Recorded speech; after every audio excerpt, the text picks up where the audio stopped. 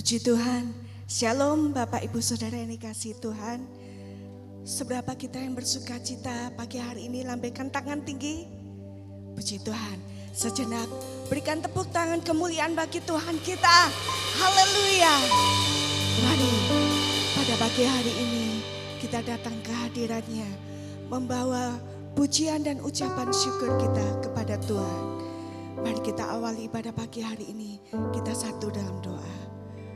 Bapa yang baik, terima kasih Bapa, terima kasih Yesus buat penyertaan-Mu atas kami sampai hari ini. Terima kasih Tuhan, kami rindu Tuhan membawa setiap pujian, membawa sembah kami, membawa ucapan syukur kami di hadirat-Mu. Kami mau menyatakan kerinduan kami mau mengasihi Engkau lebih sungguh. Dan kami mau menjadikan Engkau yang terutama dalam hidup kami. Tidak ada pribadi yang lain.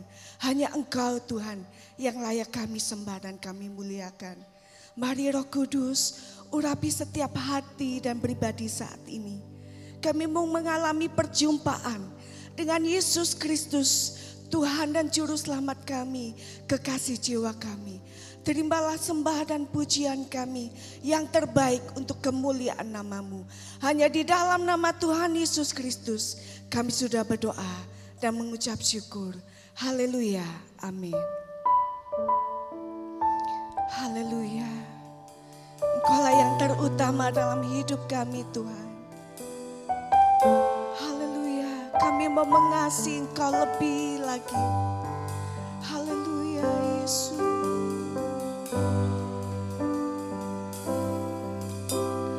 Yang terutama di dalam hidup ini, meninggikan nama Yesus. Yang terutama di dalam hidup ini, memuliakan namanya.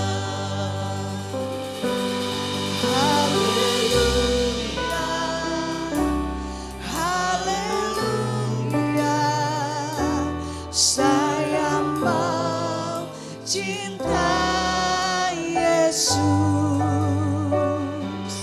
Haleluya, haleluya. Saya mau cinta Yesus. Haleluya. Kaulah pusat penyembahan kami Tuhan. Terutama di dalam hidup ini, meninggikan nama Yesus. Yang terutama di dalam hidup ini, memuliakan namanya. Kembali katakan yang terutama. Terutama di dalam hidup ini, meninggikan nama Yesus. Yang terutama di dalam hidup ini, memuliakan namanya.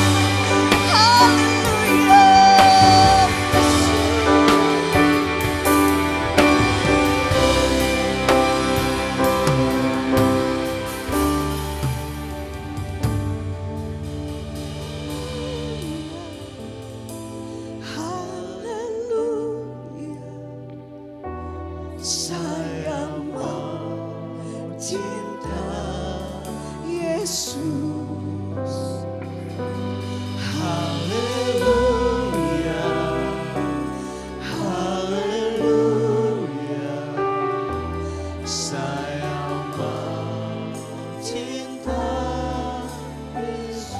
Jemaat kembali katakan,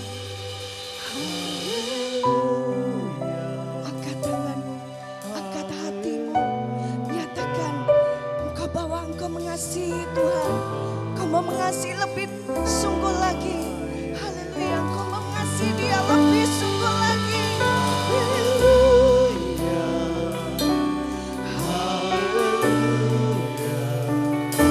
Saya mau cintai Yesus. Haleluya, haleluya, haleluya, haleluya. Cinta Yesus. Haleluya, haleluya.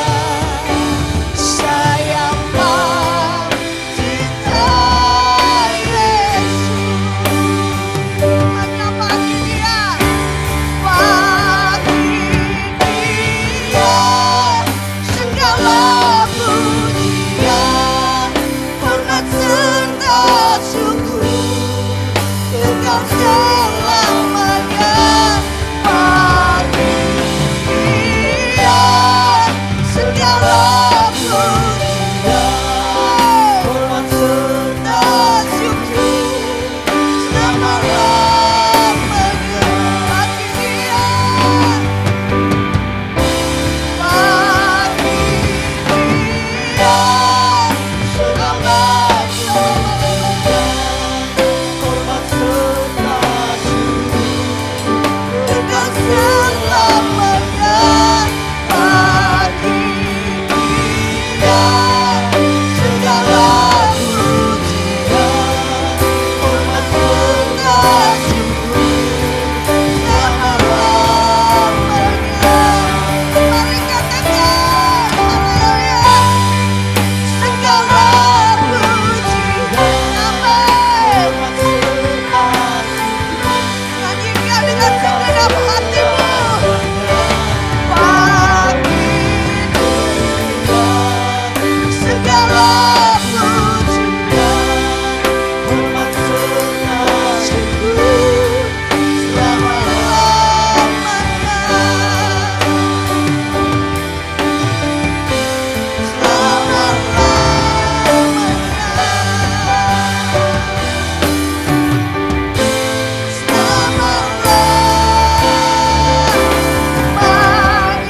Haleluya. Berikan sorak-sorai bagi Tuhan. Haleluya. Tuhan kita ajaib dan dahsyat. Amin. Haleluya. Mari bertepuk tangan buat Tuhan kita. Haleluya.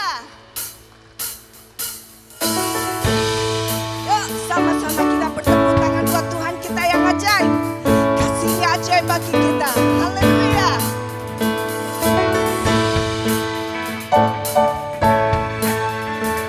Mari bersukacita bersorak-sorai bagi Dia. Yesus ajaib, Tuhanku ajaib, kasihnya ajaib bagiku. Yesus ajaib, Tuhanku ajaib, rahmatnya kekal selamanya.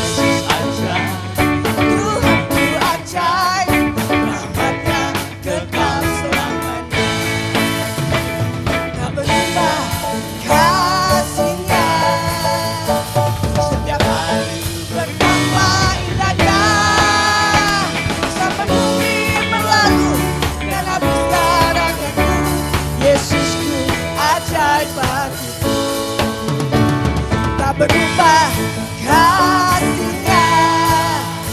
Setiap hari bertambah indahnya, sampai bumi berlalu dan habislah ragaku.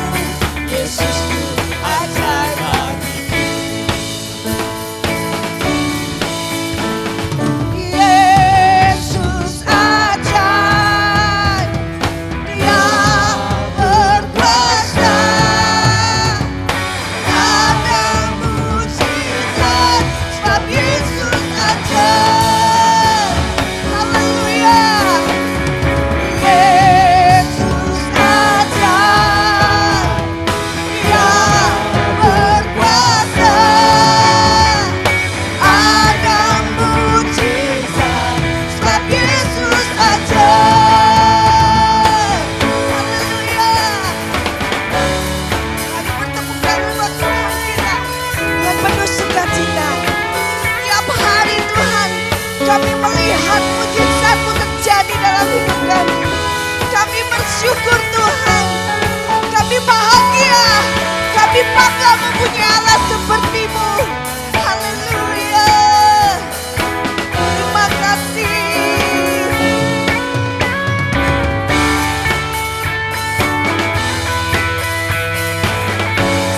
Kembali katakan Yesus ajaib. Yesus ajaib, Dia berkuasa. Ada mujizat sebab Yesus ajaib. Katakan kanan kiri saudara. Yesus ajaib, Dia berkuasa.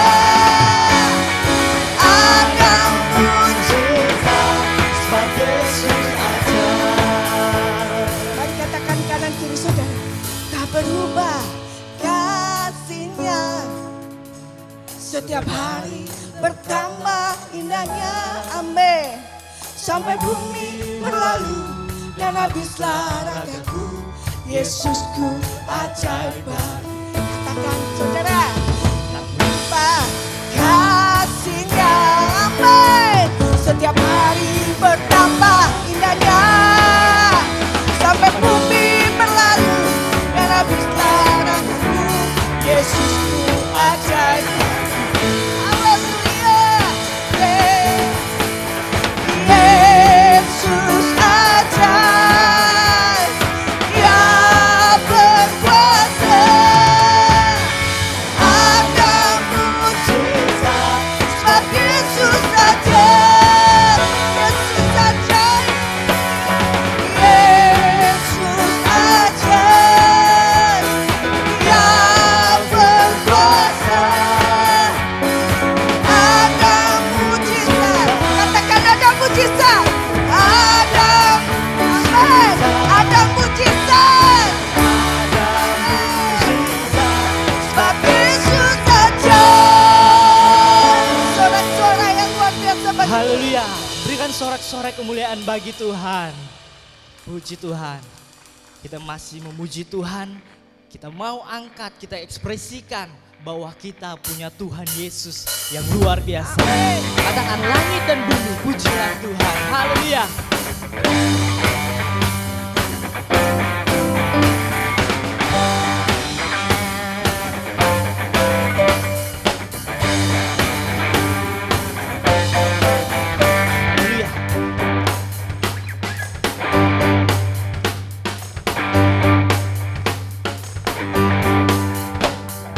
langit dan bumi, pujilah Tuhan. Amin. Sebab Dia ciptakan semuanya.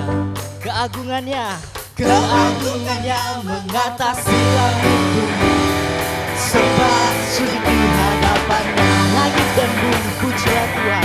Kita punya Allah yang besar. Haleluya. Langit dan bumi, pujilah Tuhan. Amin. Sebab Dia ciptakan semuanya. Keagungannya mengatasi langit bumi. Sembah sujud di hadapannya. Puji Dia, puji, sembah, puji, sembah Yesus Kristus.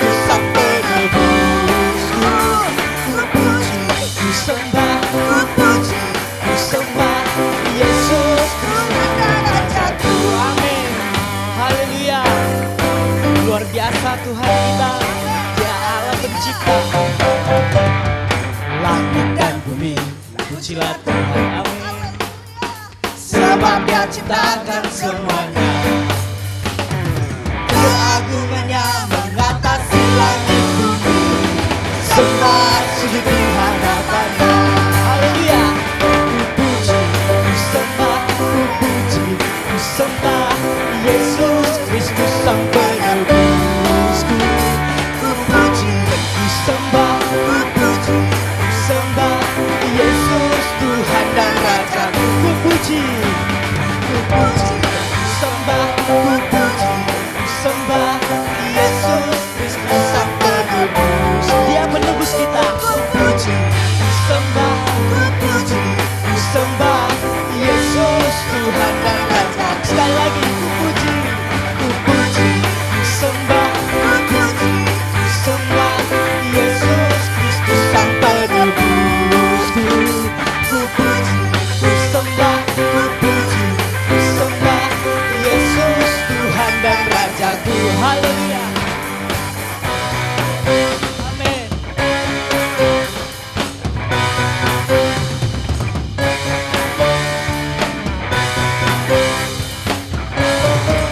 Sama-sama kita katakan haleluya. Haleluya. Amin. Haleluya. Amin. Haleluya. Amin.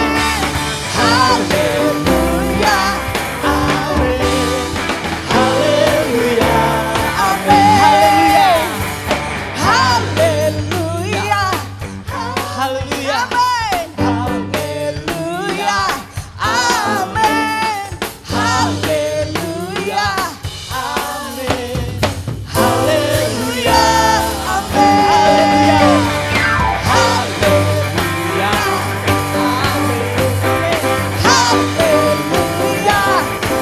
Amin. Haleluya. Amin. Haleluya. Amin. Haleluya. Amin. Haleluya.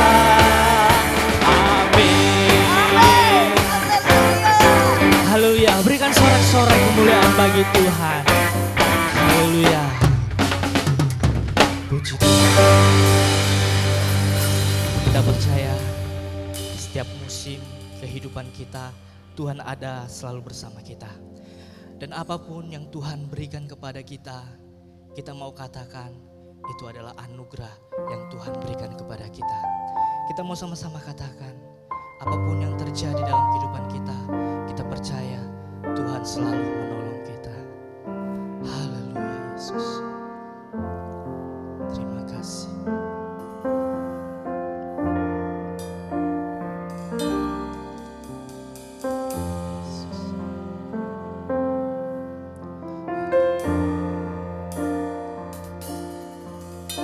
Semua yang terjadi di dalam hidupku, ku tahu atas seizin-Mu, Tuhanku.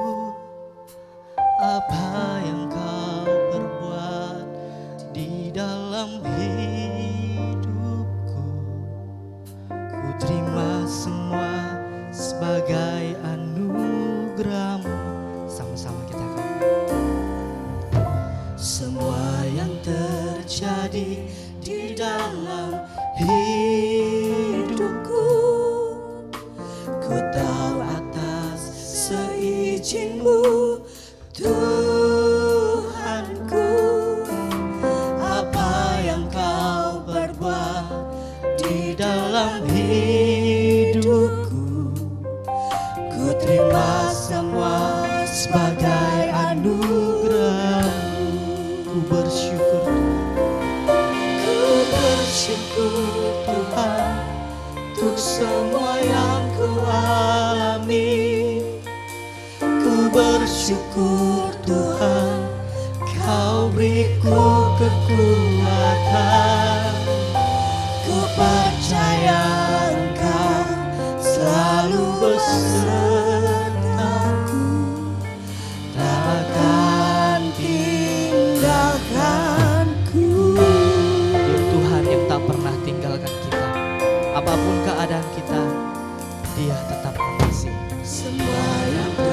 terjadi di dalam hidupku.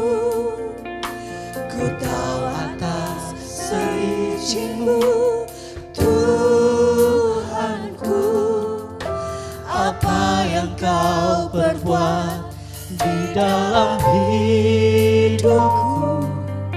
Ku terima semua sebagai anugerah-Mu.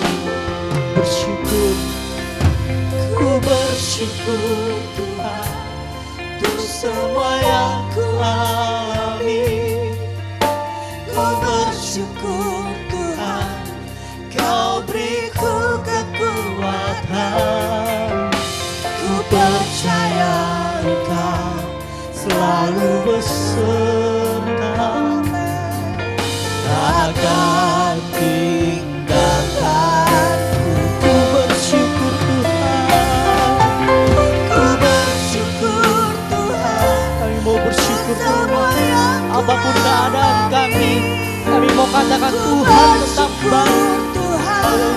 Kau beriku kekuatan. Terima kasih Tuhan, ku percaya Engkau selalu besertaku, takkan tinggalkan.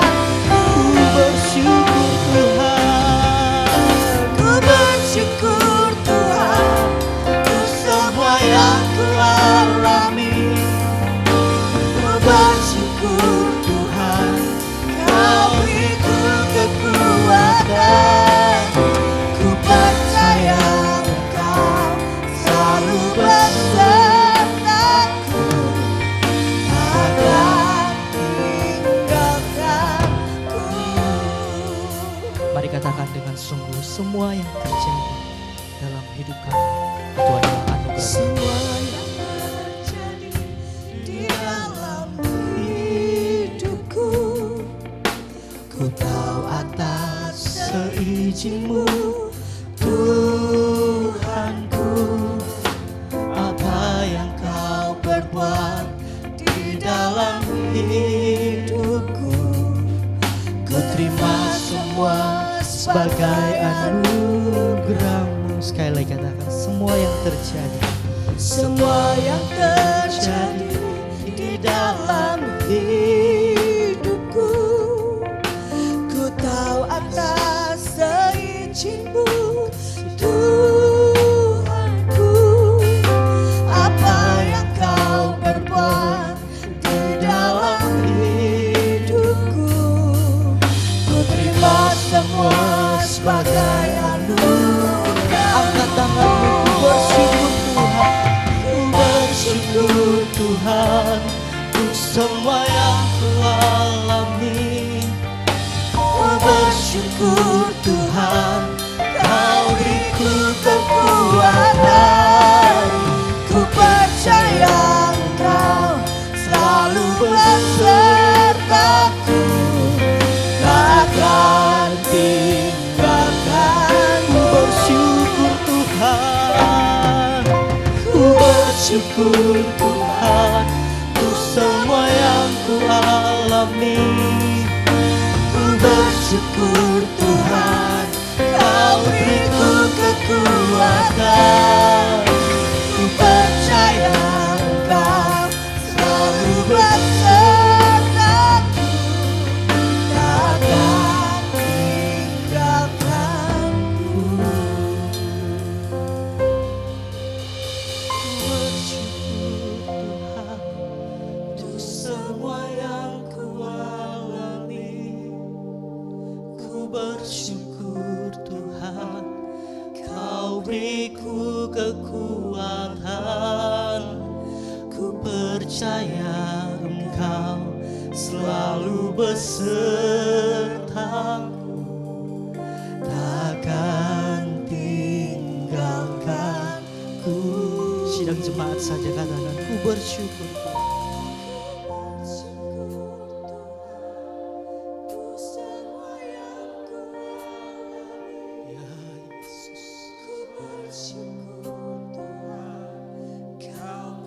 Kami mau tetap bersyukur Tuhan apapun keadaan kami. Ku percaya Engkau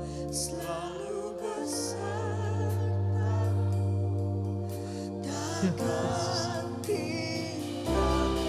Mari sembah Yesus. Yesus. Kami mau bersyukur Tuhan.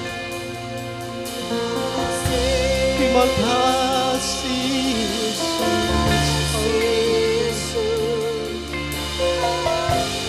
Oh Yesus, Yesus. Angkat suaramu Tuhan. Angkat suaramu. Katakan kami mau bersyukur. Tuhan Yesus baik. Haleluya. Yesus Tuhan.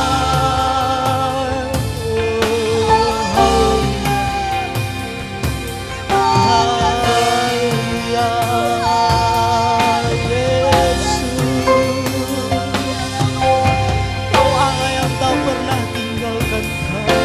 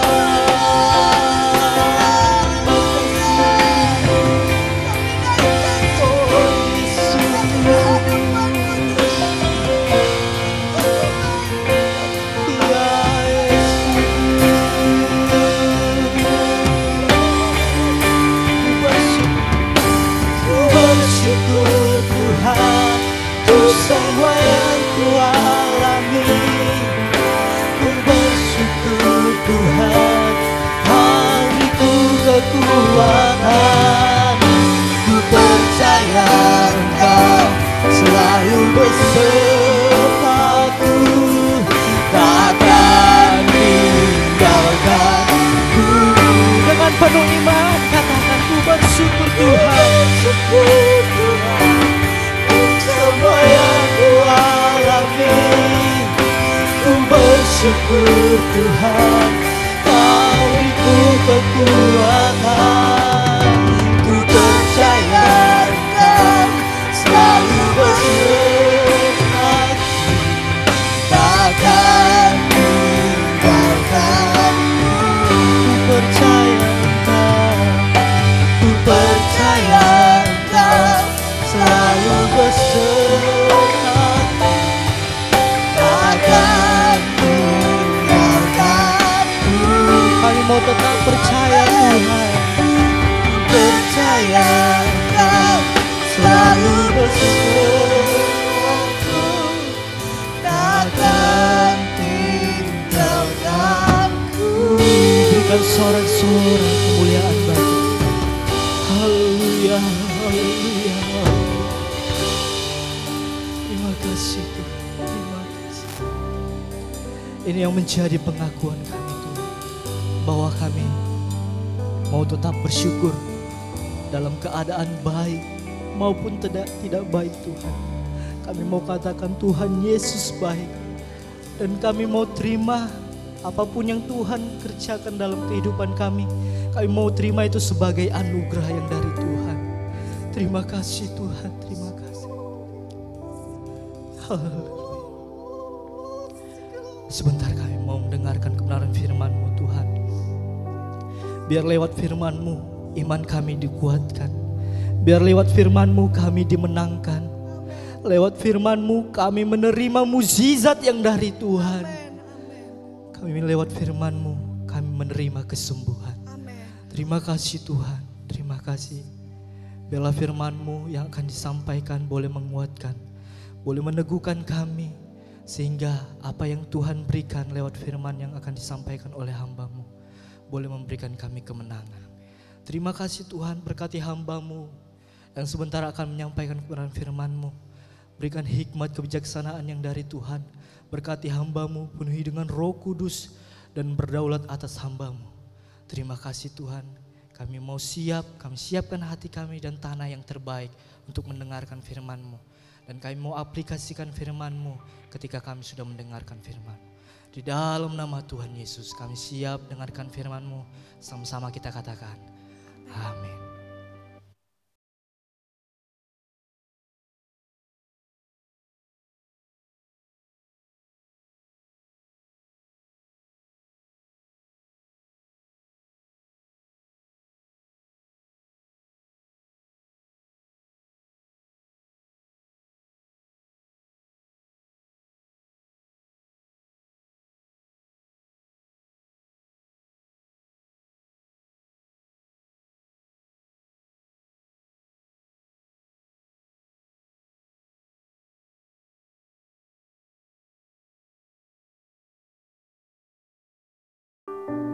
Penyaringan. Apa maksudnya penyaringan?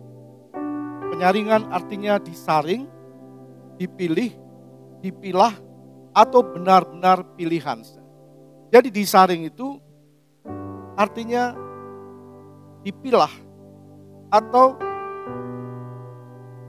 katakan dipilih dan benar-benar adalah pilihan.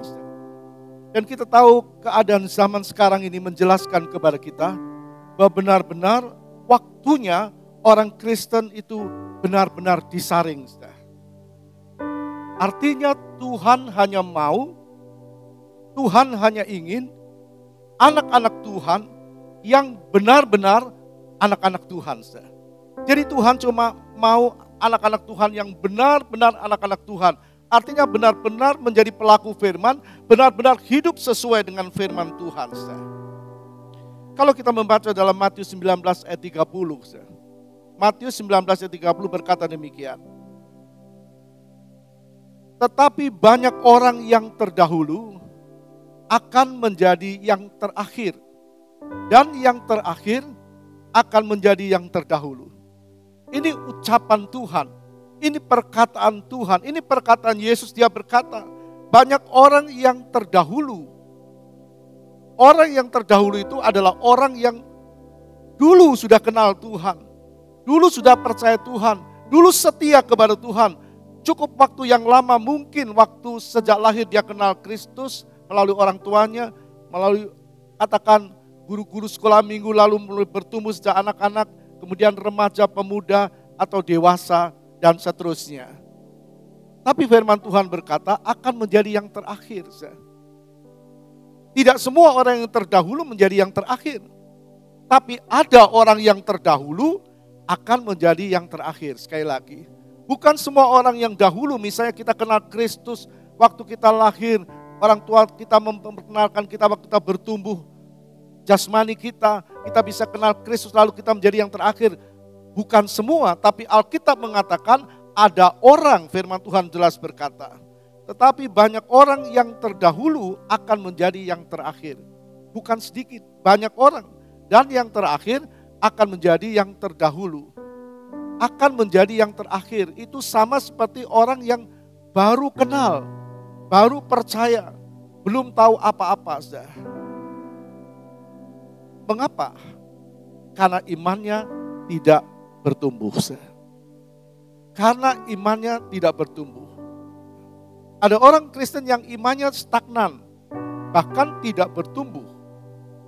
Nah, dikatakan orang yang terdahulu menjadi orang yang terakhir. Orang yang terakhir adalah orang yang seperti baru saja percaya Yesus. Mungkin beberapa bulan, beberapa tahun, tapi pertumbuhannya luar biasa.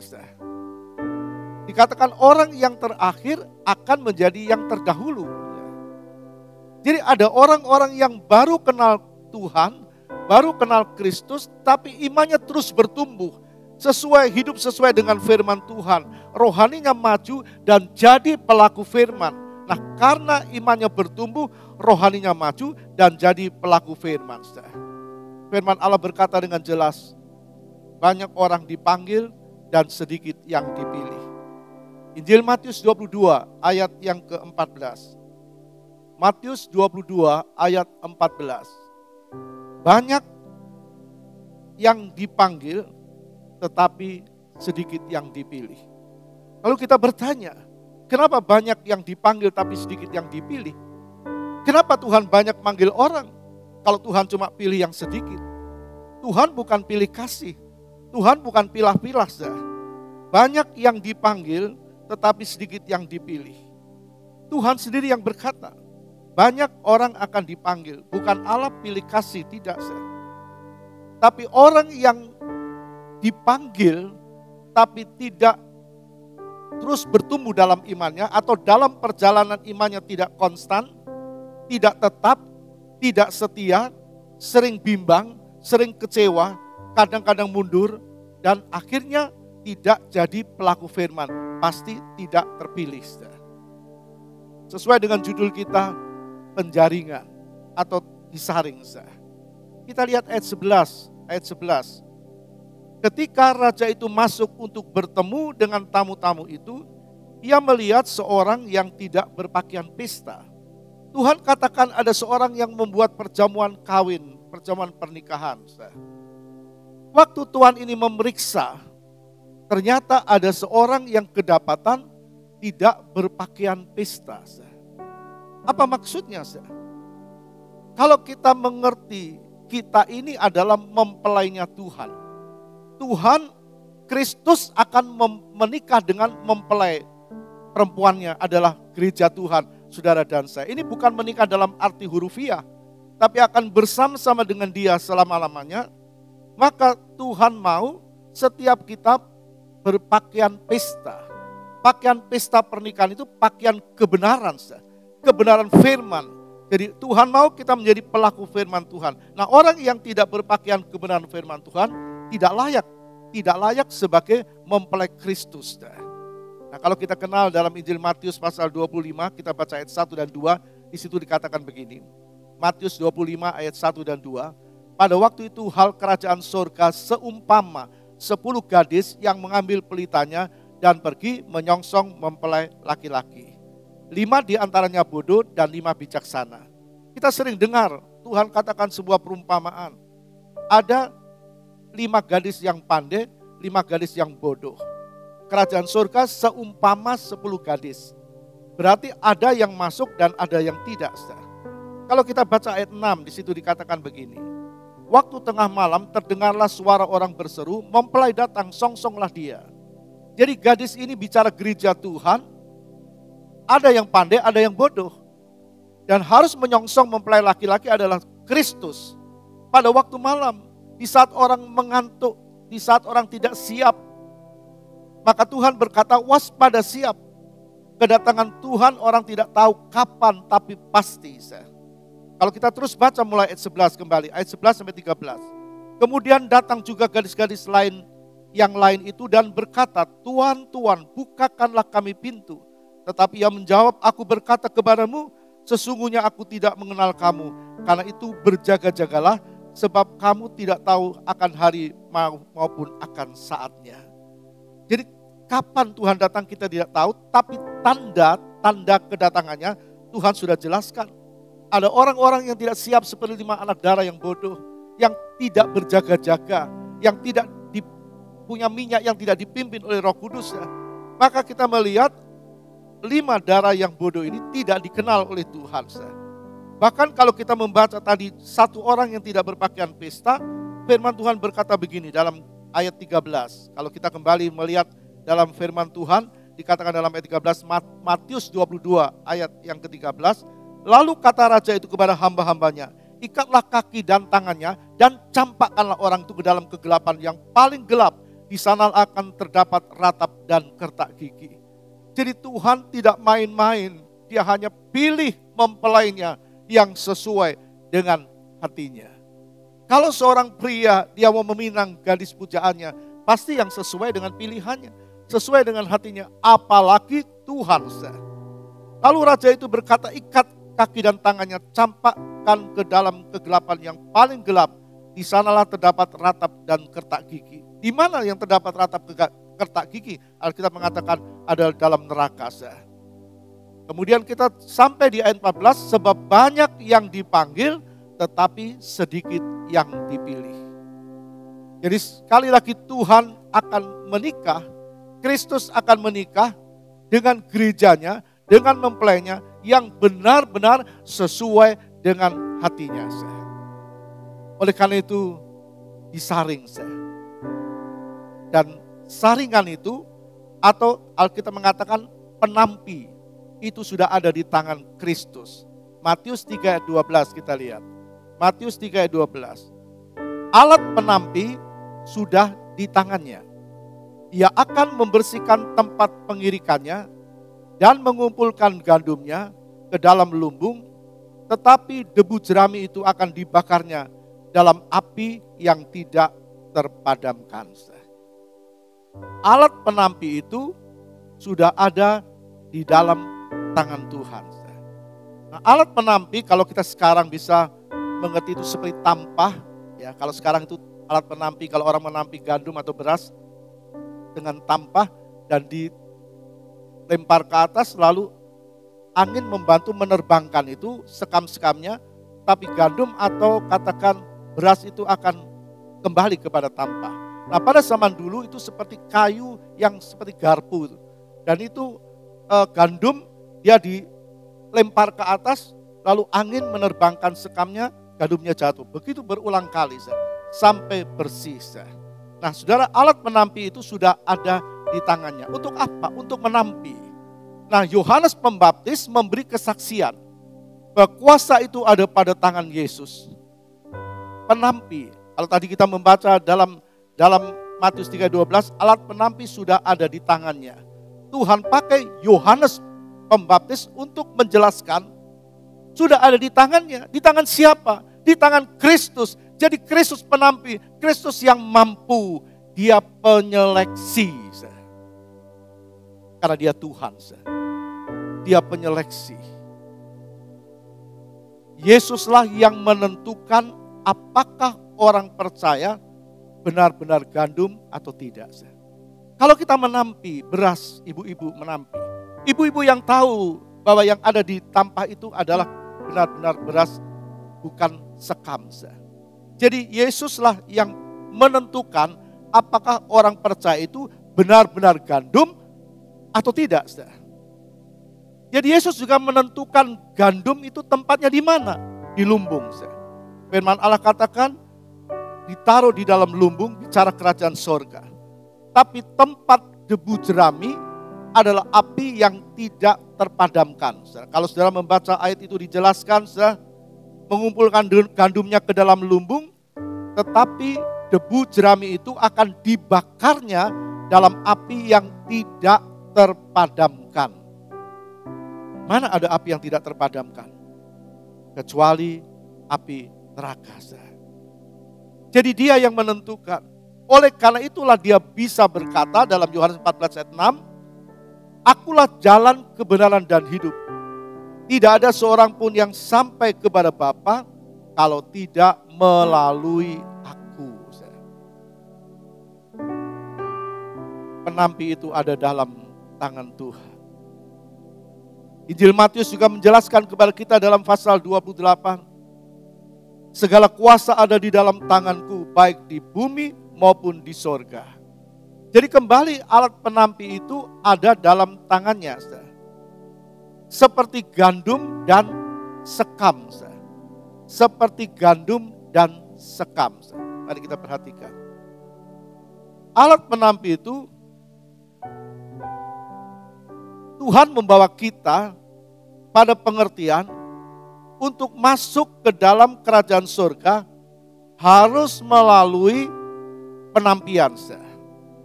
Tampi atau tampah atau nyiru, melalui penampian ditampi, disaring atau dipilih.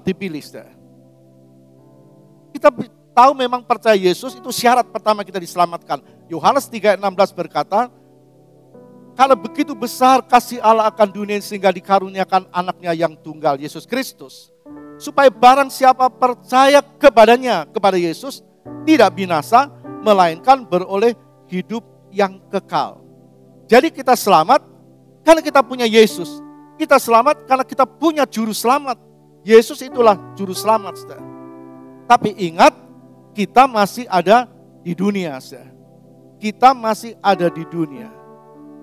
Dan iblis tidak senang anak-anak Tuhan tetap percaya Tuhan.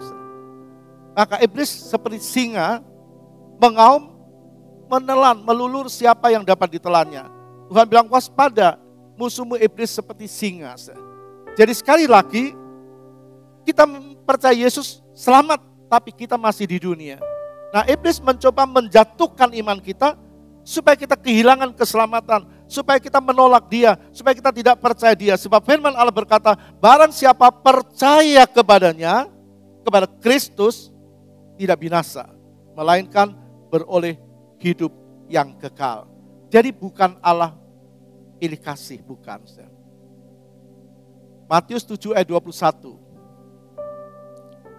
Bukan setiap orang yang berseru kepadaku, Tuhan, Tuhan, akan masuk ke dalam kerajaan surga, melainkan dia yang melakukan kehendak Bapakku yang di surga. Bukan setiap orang yang berseru aku Tuhan, Tuhan masuk dalam kerajaan surga. Orang yang benar-benar percaya dan terus percaya dan tetap setia sampai akhir menjadi pelaku firman, Tuhan berkata, melainkan dia yang melakukan kehendak Bapakku di surga.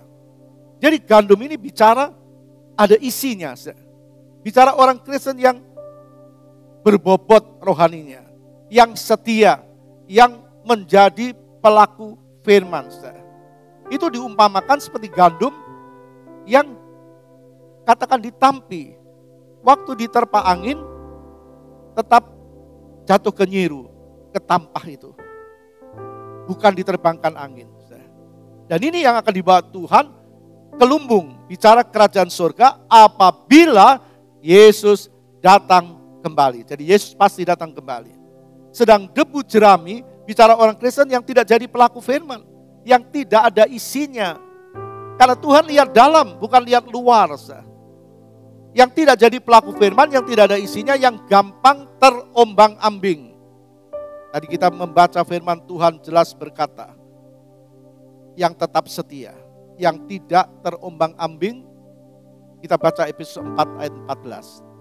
Efesus 4 ayat 14. Sehingga kita bukan lagi anak-anak yang diombang-ambingkan oleh rupa-rupa angin pengajaran. Sehingga kita bukan lagi anak-anak yang diombang-ambingkan oleh rupa-rupa angin pengajaran, oleh permainan palsu manusia dalam kelicikan mereka yang menyesatkan. Kita bukan anak-anak. Paulus berkata, kalau engkau anak-anak, engkau berpikir kanak-kanak. Kalau engkau dewasa, engkau berpikir seperti orang dewasa dan berkata seperti orang dewasa. Jadi Tuhan pakai Paulus supaya jemaat menjadi dewasa, berpikir dewasa, memakai perkataan orang dewasa sesuai dengan firman Tuhan. Tidak diombang-ambingkan dengan angin-angin, rupa-rupa angin pengajaran.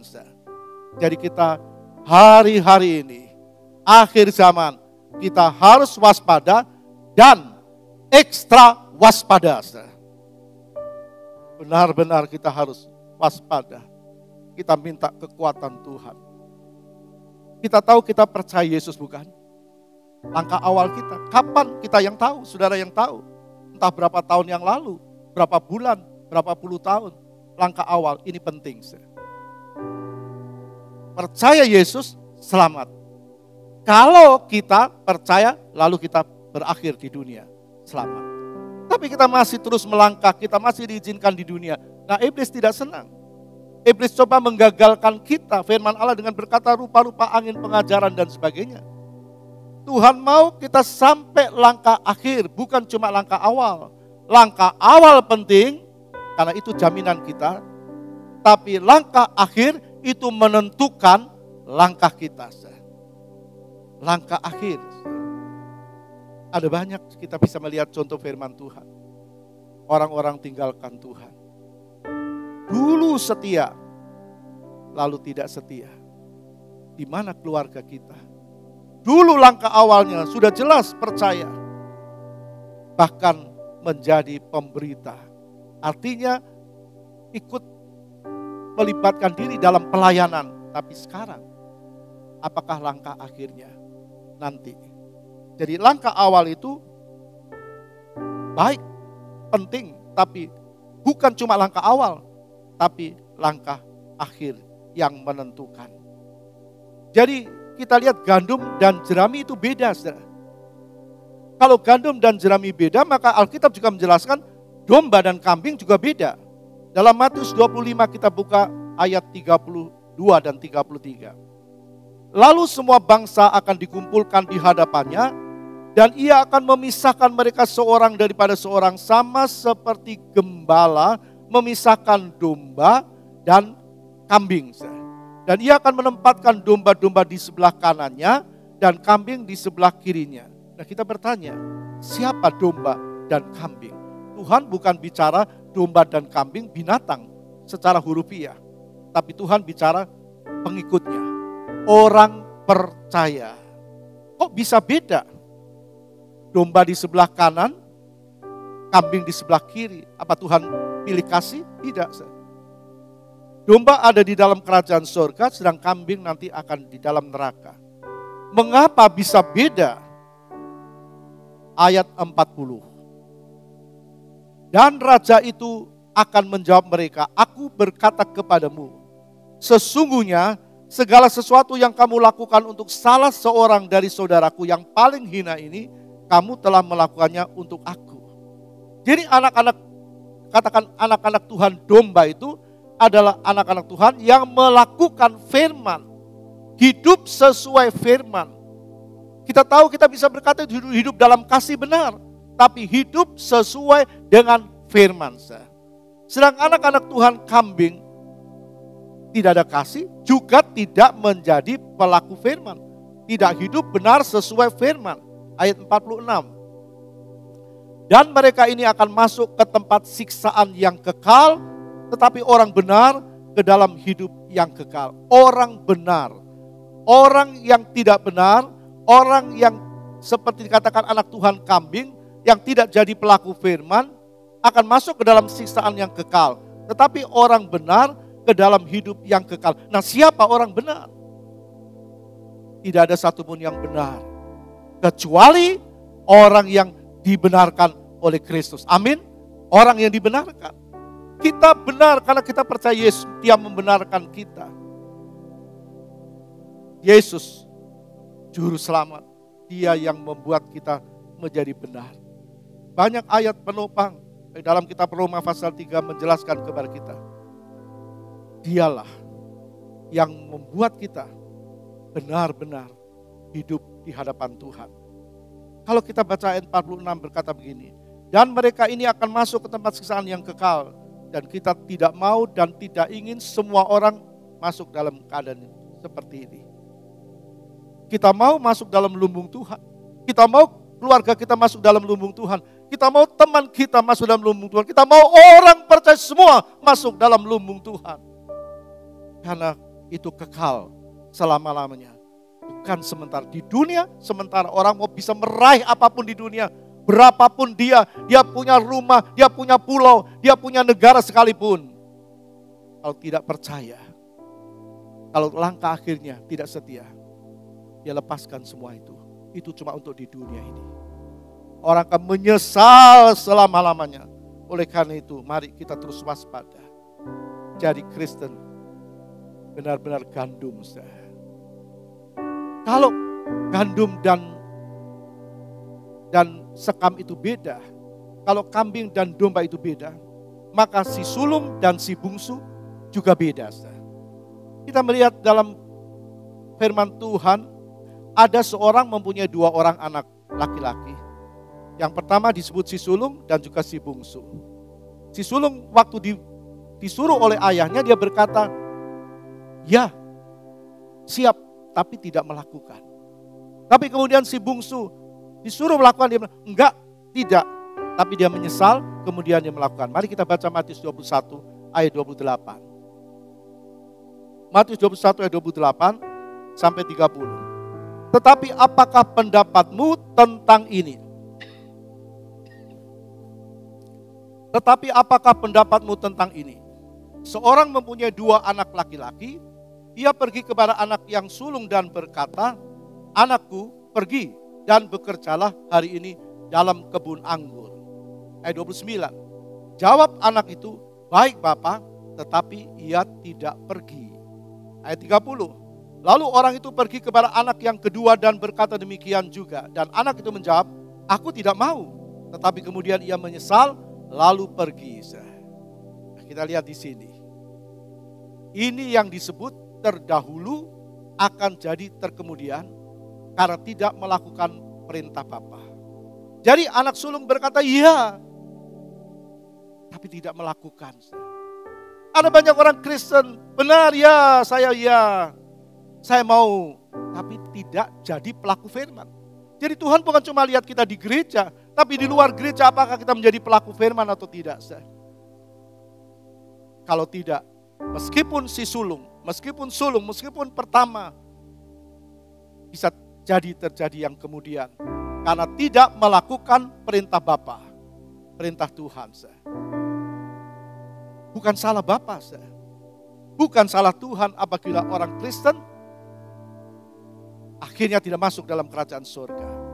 Karena Matius 7 yang kita dengar tadi ayat 21, bukan orang yang berseru aku Tuhan, Tuhan yang masuk ke dalam kerajaan surga.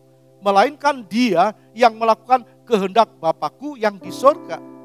Jadi kalau tidak jadi pelaku firman, bagaimana orang bisa jadi pelaku firman? Kalau orang membaca firman.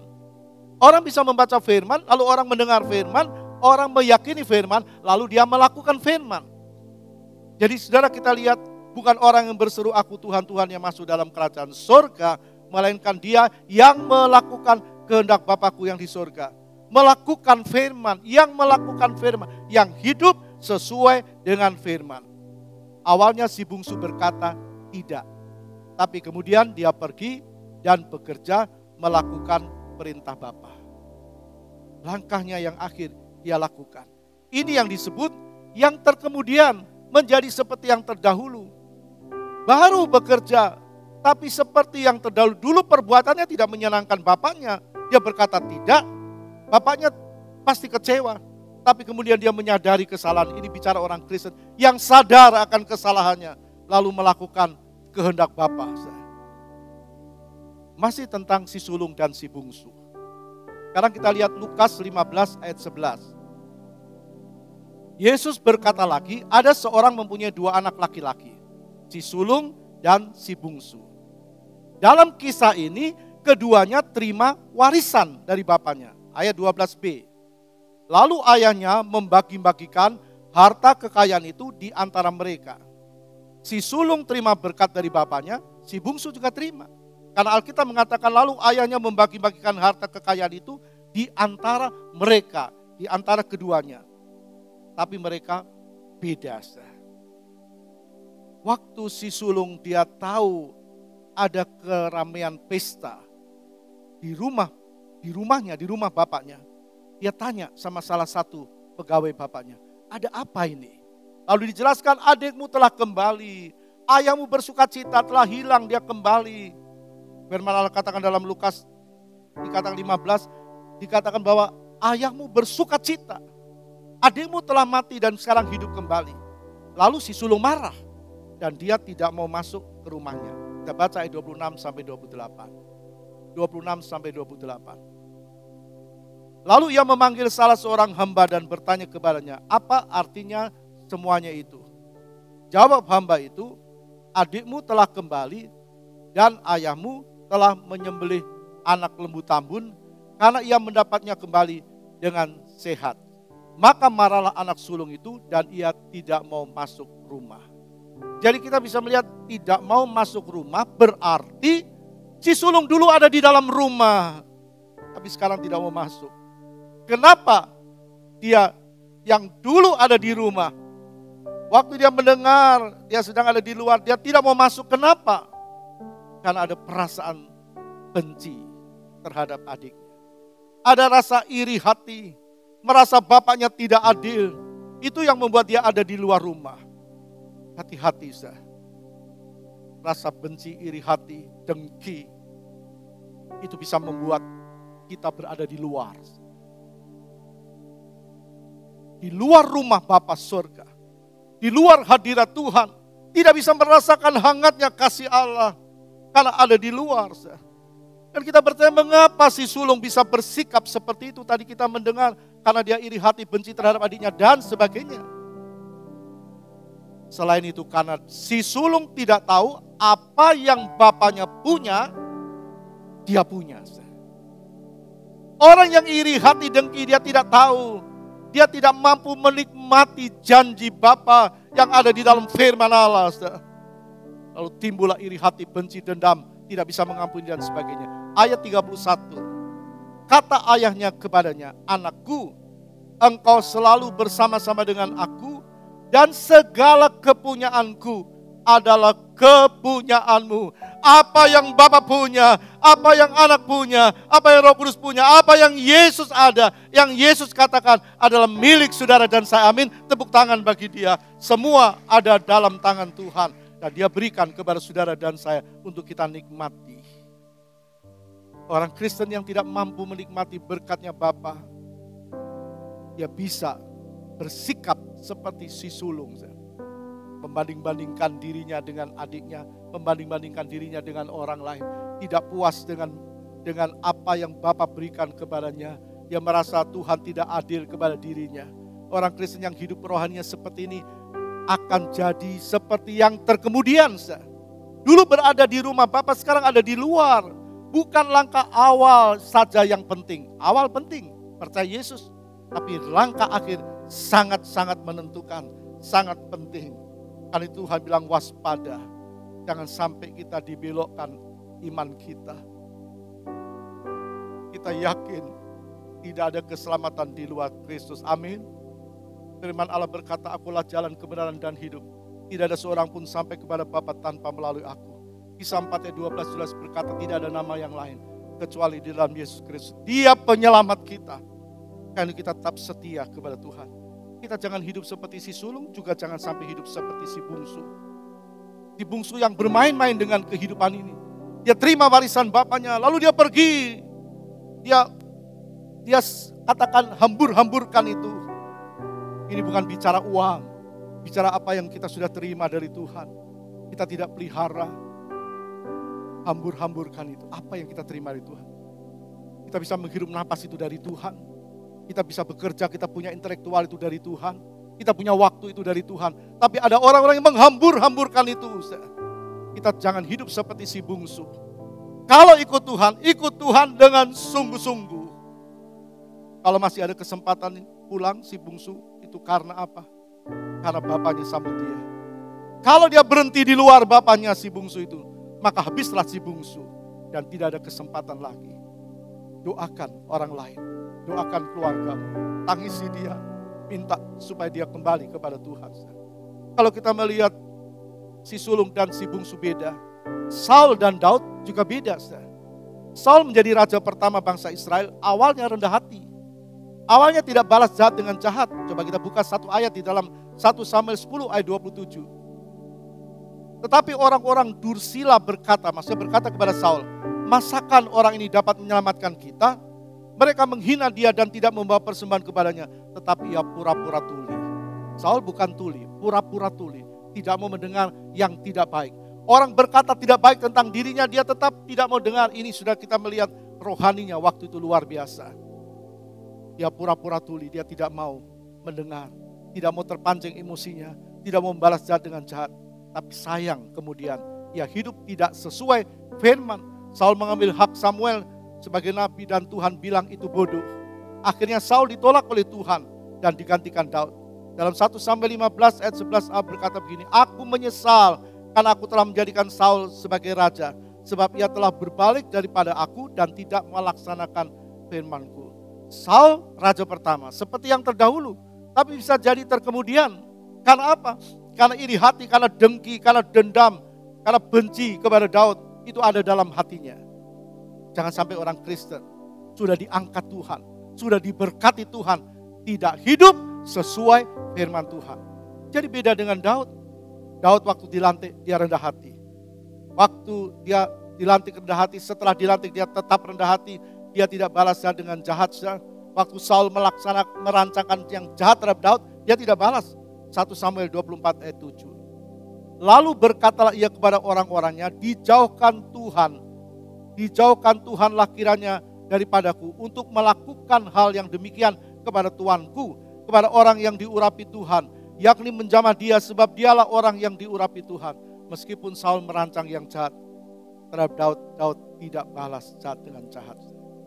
Ini hatinya Tuhan ada pada Daud. Hatinya Tuhan harus ada pada kita. Tetap punya hati yang mengasihi. Beda antara Saul dengan Daud. Maka Tuhan berkata, aku telah menemukan seorang yang berkenan di hatiku. Tuhan ingin kita berkenan di hatinya. Maukah kita berkenan di hati Tuhan? Lakukan firman. Satu lagi Lot juga berbeda dengan Abraham. Kejadian 13 ayat 9. Bukankah seluruh negeri ini terbuka untuk engkau? Baiklah pisahkan dirimu daripadaku. Jika engkau ke kiri maka aku ke kanan. Jika engkau ke kanan maka aku ke kiri. Lot dapat giliran yang pertama. Abraham bilang, Lot pilih dulu. Jadi dia menjadi orang pertama sama dengan yang terdahulu. Kemudian baru Abraham. Nah harusnya dia bisa memilih bukan berdasarkan pandangan mata jasmani. Karena dia pilih dulu. Seharusnya dia minta pimpinan Tuhan. Tapi Lot tidak. Lot terdahulu jadi terkemudian. Karena dia ambil putusan tidak bertanya dengan Tuhan. Ayat 10. Lalu Lot melayangkan pandangnya dan dilihatnya bahwa seluruh lembah Yordan banyak airnya. Seperti taman Tuhan, seperti tanah Mesir sampai ke Soar. Hal itu terjadi sebelum Tuhan memusnahkan Sodom dan Gomora. Lalu Lot melayangkan pandangnya. Dia bukan minta pandangan Tuhan. Mari hari-hari ini kita minta pandangan Tuhan. Bukan pandangan manusia, bukan pandangan diri sendiri. Lot melayangkan dengan pandangnya. Lot memilih karena pandangan mata. Orang bisa melihat sesuatu, katakan fokus kepada sesuatu, melihat sesuatu. Lot melihat sesuatu, Lot lalu memilih. Bagaimana dia bisa memilih? Karena dia punya jiwa. Tubuh, jiwa, dan roh. Dia punya jiwa-jiwa, pikiran, perasaan, kehendak, kemauan. Dia timbang-timbang ini menurut pikirannya. Tapi beda dengan Abraham. Abraham minta pandangan Tuhan, pikiran Tuhan. Dalam ayat 29 Kejadian 19. Demikianlah pada waktu Allah memusnahkan kota-kota di lembah Yordan dan menunggang balikan kota-kota kediaman Lot. Maka Allah ingat kepada Abraham lalu dikeluarkannya Lot dari tengah-tengah tempat yang ditunggang balikan itu. Kalau bukan Tuhan, habislah Lot. Kalau bukan Tuhan. Jadi kita bisa melihat di sini. Tuhan masih memberikan kesempatan kepada Lot. Tuhan juga masih memberikan kesempatan buat orang percaya. Untuk balik kepada kebenaran firman. Untung Abraham berdoa bagi keselamatan Lot. Mari kita mau berdoa bagi keluarga kita. Mungkin yang ada di luar seperti si sulung. Supaya masuk kembali. Beda dengan Abraham yang taat dengan pilihan Tuhan. Abraham memilih sesuai dengan yang dipilihkan Tuhan. Itulah Kanaan, dia tahu. Dia dipanggil ke satu negeri yang belum dia tahu. Itu Kanaan. Dan tetap fokus, dia tidak berubah. Lot bisa berubah, Abraham tidak berubah. Orang bisa berubah, tapi kita tidak mau berubah. Karena Yesus benar-benar tidak berubah. Tepuk tangan bagi dia. Karena dia benar-benar Tuhan yang tidak berubah. Abraham taat lakukan firman-Nya. Mari kita terus pegang dan janji Tuhan dari pelaku firman Tuhan. Jangan goyah, jangan mau digoyahkan dengan apapun dan siapapun. Tetap pegang janji Tuhan, tetap pegang firman Tuhan, tetap setia kepada Tuhan sampai Tuhan datang kembali. Amin.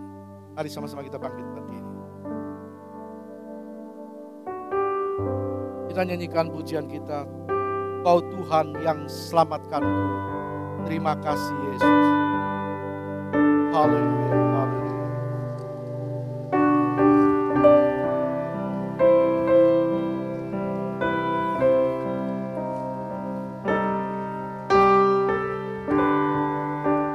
Mari nyanyikan pujian ini dengan kesungguhan hati.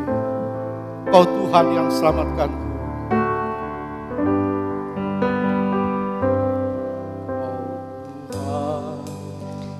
Selamatkanku, terima kasih Yesus. Oh yang selamatkan aku, terima kasih Yesus. Kau Tuhan yang pulihkanku, terima kasih.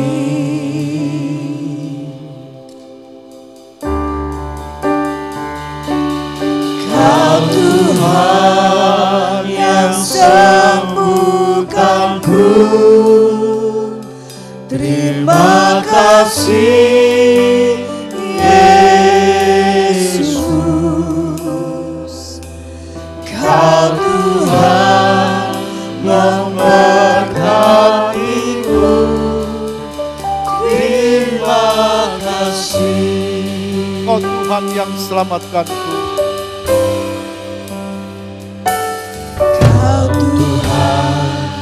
Yang selamatkanku, terima kasih. Terima kasih Yesus. Kau Tuhan yang pulihkanku, terima kasih. Kau Tuhan yang sembuhkanku. Kau Tuhan yang sembuhkanku, terima kasih Yesus. Kau Tuhan memberkatiku, terima kasih. Segala pujian dan syukur, segala pujian dan syukur, segala puji syukur hanya untukmu Tuhan, hanya bagimu Yesus. Dengan apa aku balas kasih-Mu Tuhan? Engkau yang mati menebuskan kami, Engkau yang selamatkan kami.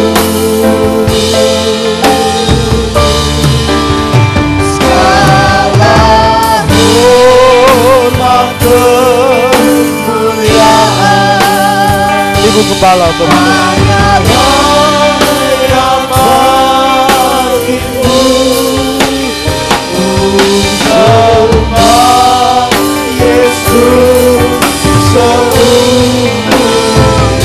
segala pujian dan syukur bagimu Yesus. Segala pujian dan syukur hanya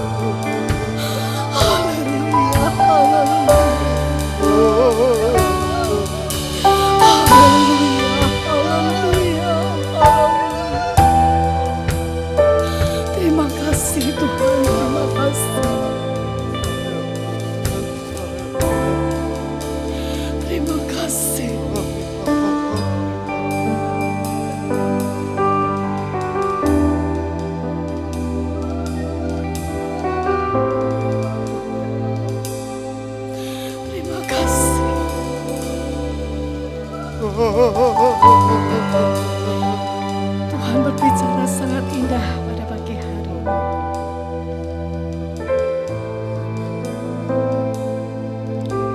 Kita melihat tempat yang terindah buat Saul, buat si sulung, buat darah-darah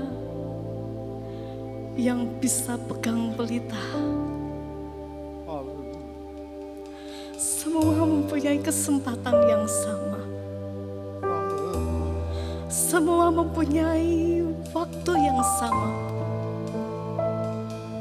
Semua menikmati yang sama. Semua menikmati segala sesuatu yang indah. Yang bisa berkata terima kasih, saya bisa ada di tempat ini. Bapak, Ibu, Saudara, anak-anak muda, kami hamba-hamba Tuhan, kalau boleh ada di bahtera keselamatan Tuhan, itu bukan karena usaha kita. Ingatkah waktu kita hampir tenggelam di lautan dosa itu? Ada tangan Yesus yang penuh kasih, yang mengulurkan tangannya, yang menarik kita.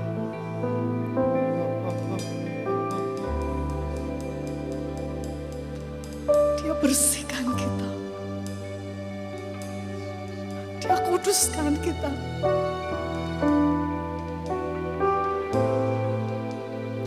Dengan pengorbanannya yang besar, membuat kita bisa berlutut saat itu, berterima kasih saat itu. Tapi mungkin saat ini kita sedang dalam keadaan nyaman. Masihkah kita ingat saat Yesus tolong aku?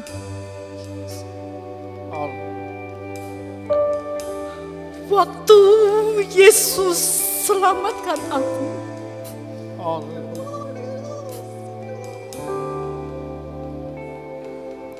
Waktu Yesus tangkap aku.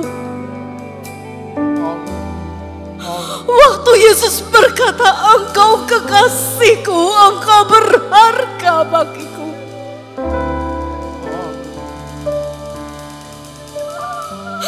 Tidak lama lagi Yesus akan datang, biarlah kita akan terus menjadi kekasih-kekasih-Nya. Pertahankan apa yang sudah Tuhan kerjakan buat kita. Terus setia, lakukan.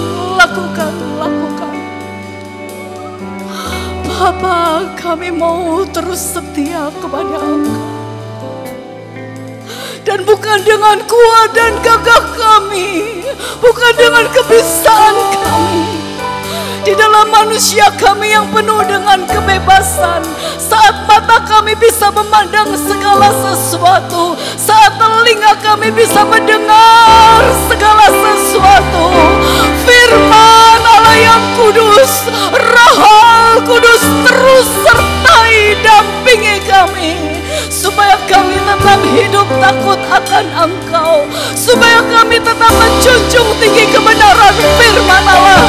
Kami tidak digoyahkan dengan segala pengajaran-pengajaran yang menyesatkan, segala sesuatu yang datang pada akhir zaman ini, yang bisa menggoyahkan gandum-gandum, bisa menggoyahkan anak-anak Tuhan, bisa menggoyahkan orang-orang yang diselamatkan. Kuatkan kami, teguhkan kami, berikan kami pengertian-pengertian firman Allah yang terus membuat kami berakar di dalam Engkau, bertumbuh, berbuah di dalam pengenalan-pengenalan akan Engkau. Kami mau menjadi sempurna sama seperti Engkau ya Yesus. Dan kami percaya pekerjaan Allah, pekerjaan firman Allah dan Roh Kudus tidak akan pernah berubah, terus berkuasa menjaga, membuat kami menjadi sama seperti Yesus. Terima kasih Tuhan, terima kasih. Kuduskan setiap kami anak-anak-Mu Tuhan. Kami hidup di dalam dunia yang penuh dengan kebebasan yang kami tidak mengerti. Biarlah darah Allah, anak domba Allah, darah Yesus yang sudah menyucikan kami, terus menguasai kami semua. Kuduskan di dalam setiap perkara. Terima kasih Tuhan, terima kasih.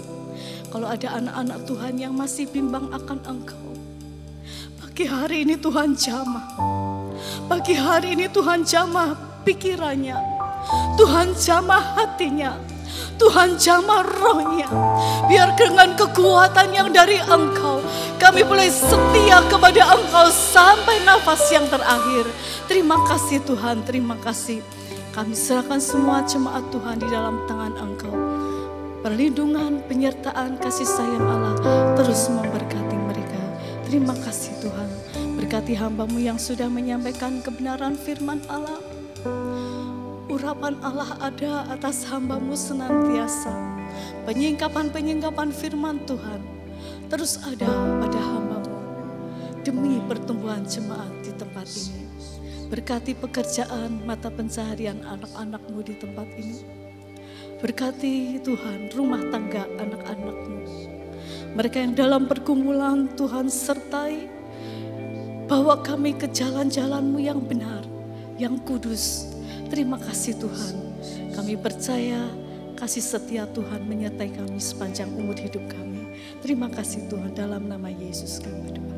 Terima kasih Tuhan, terima kasih Bapa yang baik. Terima kasih Yesus. Terima kasih Roh Kudus.